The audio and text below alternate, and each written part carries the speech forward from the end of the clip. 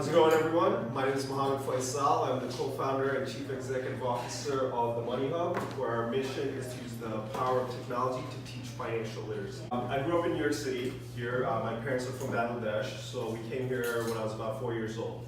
Now, when my dad first came here, he didn't know anything about the financial system here or the credit system here, so he got a credit card and he maxed it out.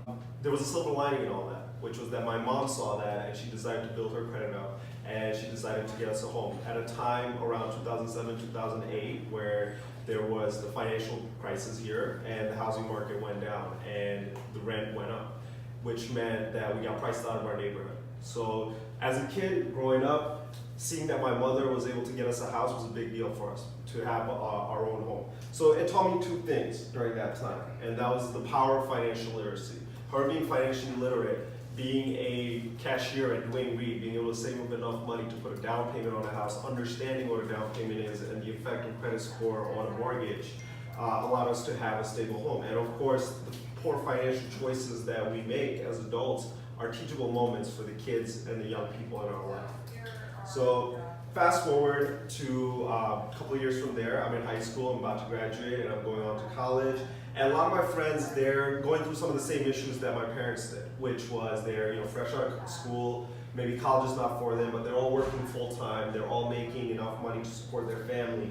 But being a homeowner or understanding what investment really is was not something that they knew. And it made me think about, what did I really learn in high school that prepared us for this? And the answer was nothing. So then I looked it up. Then I looked up what are some of the systems in place, and there was none. And being that New York City has the largest educational system in the country, it's not a single school that has offered it. So right there, that's about a problem. So it got me thinking, what can we do about it? How can we, and that was exactly my face at the time too. And then I came up with a solution. Hey, why not combine the power of tech? Because guess what? We're all on our phone, right? And secondly, the power of storytelling. The fact that I was able to meet with some of these friends of mine and tell them about, hey, so this is what you do to get a credit card, and this is what you do with the credit card so you can have a credit score. So just from me telling them that changed and impacted his life. So then I took that and I went to a professor of mine at City College of New York, and I had applied for a project plan for the Colin Powell Community Engagementship. And that gave me startup money to get started, about $5,000, and a mentorship to get the program in place. So then I took that and I decided to create a curriculum centered around their dreams. So a lot of time when we talk about money, it becomes like, oh, I gotta save, I can't do the things I wanna do. No, it should be centered around your dreams. What do you wanna be? How do you see yourself living in a certain way a couple of years from now? So, and then of course we develop our content for the smartphone because that's where most of us are, and then of course gamify the topic. Make learning fun.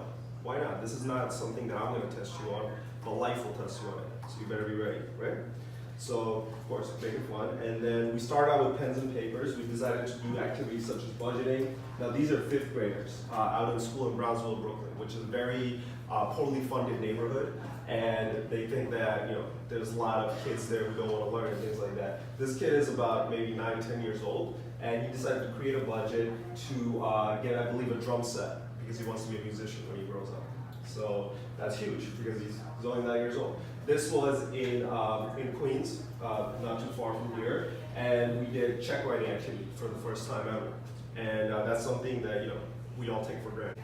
So next we decided to take our work and go on the road with it. We offered a package to like, hey, we're going to cover anything from interpersonal finance, ending with investments and games, and then we provide a progress report for you as an organization that's already serving the audiences that we hope to serve.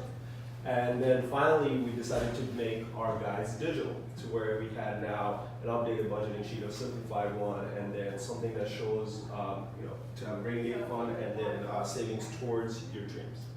And then finally, we decided to create whiteboard animated videos because from our studies have shown that whiteboard animation is one of the easiest way to teach some of the harder topics. I've seen it used a lot in calculus and in physics, so why not in money as well, right?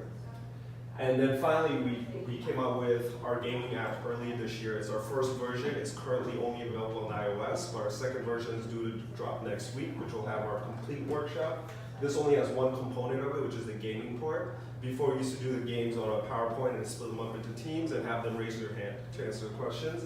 But now they can compete amongst each other with it as a team, with the time limit being right there, with the scores right there in front of them, and then we could do it a lot quicker, and then they can track their progress as well as get on our app. So our users are increasing as we go to each of these workshops.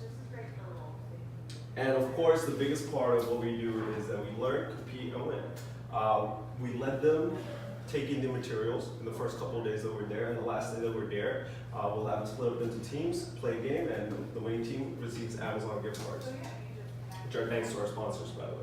So we've been in operation for about 2 years, but really our newest style has been in place for about a year, and within that span, we impacted over 700 students, 50 workshops, 90% approval rate.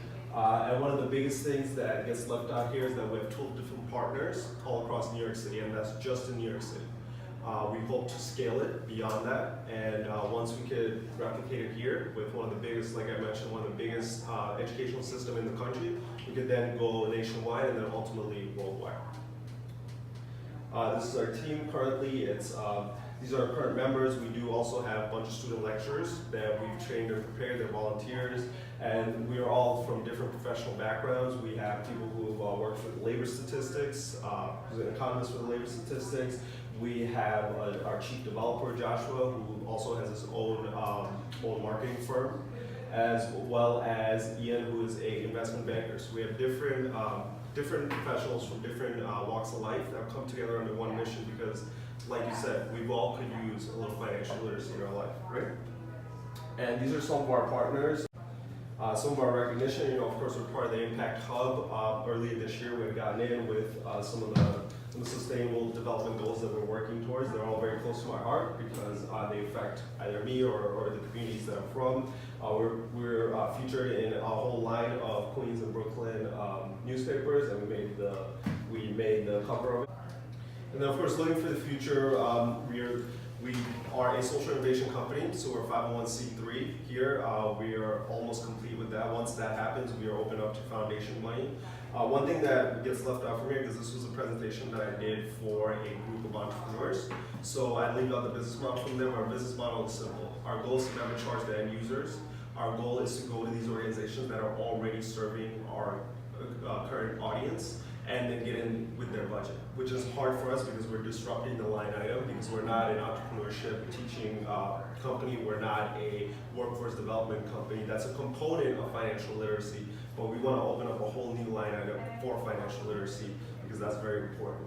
And of course, we're going to convert our entire workshop into the app. By the time our app drops next week, we'll have our current materials on there, and we hope to expand upon it so then we could go and offer these organizations two things: a curriculum as well as the technology to teach it, and then track the progress as it goes.